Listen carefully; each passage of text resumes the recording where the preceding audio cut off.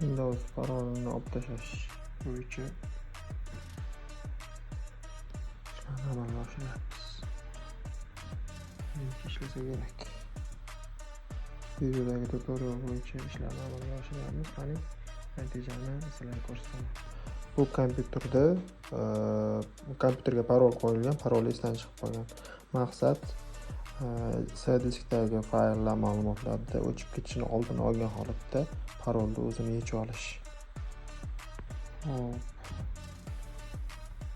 Videoda aytilgandek nt tiramiz. Open tugmasini bosyapmiz va administratorda parolni change qilyapmiz.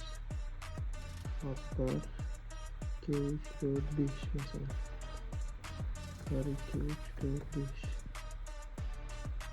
O'tini bosyapmiz. Change edit. Ana endi перезагрузка berib ko'ramiz.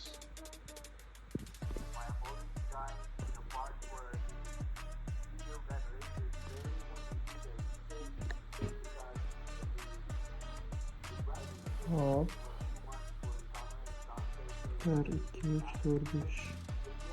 Hop. 1 2 3 4 5. What the heck? 1 2 3 4 5. İşlemedi. Hop, davom etamiz. Ikkinchi urinish.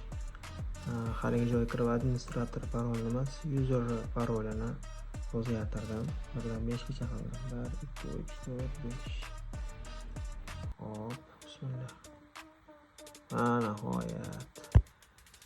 Mana C diskda umuman hech narsa o'chmagan.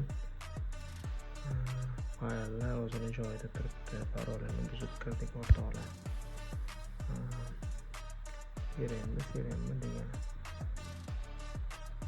Nima qildim? Tepada faylni tashlab qo'ydim. Nimani? Flashlarni загрузishni qolasizlar va ishlataverasizlar. Mana C diskam o'zini joyida. Salomat bo'linglar.